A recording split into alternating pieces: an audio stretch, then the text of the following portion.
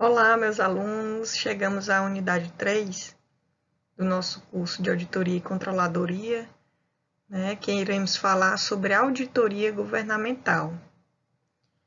Nessa unidade, como um todo, nós iremos tratar sobre os conceitos, o conceito de auditoria, melhor dizendo, a sua finalidade, os objetivos, alguns objetivos, porque a auditoria tem inúmeros objetivos, iremos tratar dos principais objetivos da auditoria, ou alguns objetivos que eu veja ser de maior relevância na nossa explicação, os tipos de auditoria e as formas de execução dessa auditoria governamental. Bem, para essa videoaula especificamente, nós vamos trabalhar de forma bem detalhada o que é o conceito de auditoria. Para que o vídeo não fique muito extenso, eu concentrei apenas o tratamento do conceito de auditoria para que nós possamos dar início a essa unidade 3. Tá? Desejo a todos um bom estudo e vamos iniciar então falando a respeito do conceito de auditoria. Propriamente dita. Vamos iniciar pelo conceito de auditoria. O que é o conceito de auditoria segundo as NATs, que são as normas de auditoria dos TCUs.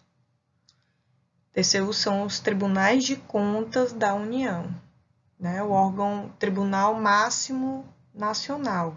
Nós temos os Tribunais de Conta da União, Tribunais de Conta dos Estados e os Tribunais de Conta do município.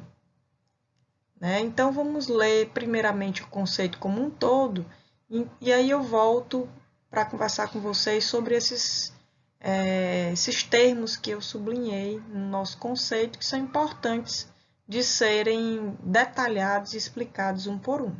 Tá?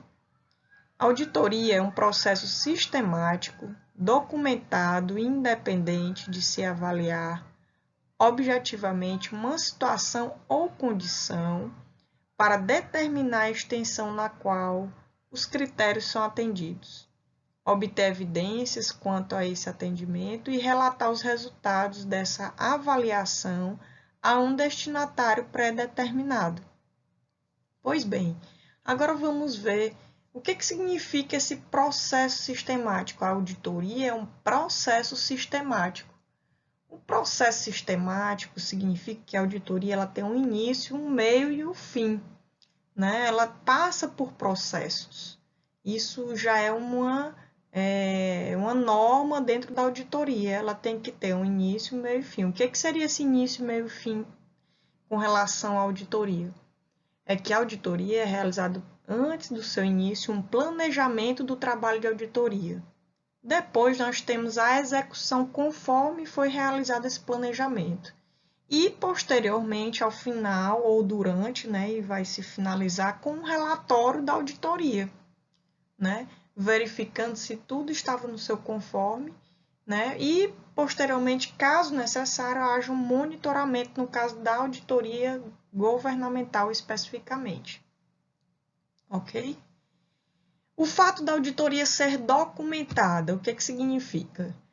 Significa que esses documentos que, de repente, sejam necessários em algum relato específico dentro da execução da auditoria, esse documento serve como evidência, é uma prova daquele relato realizado nesse relatório.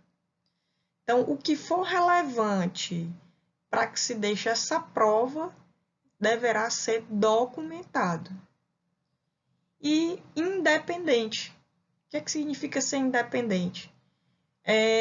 Não ter uma interferência daquele que está realizando a auditoria no órgão em que ele está realizando esse trabalho de auditoria. Ou seja, ele tem que trabalhar simplesmente baseado nas evidências e não ter nenhuma ligação com esse órgão em que está sendo auditado, no caso da auditoria externa, certo? Então, continuando, a auditoria é um processo sistemático, documentado, independente, de se avaliar objetivamente.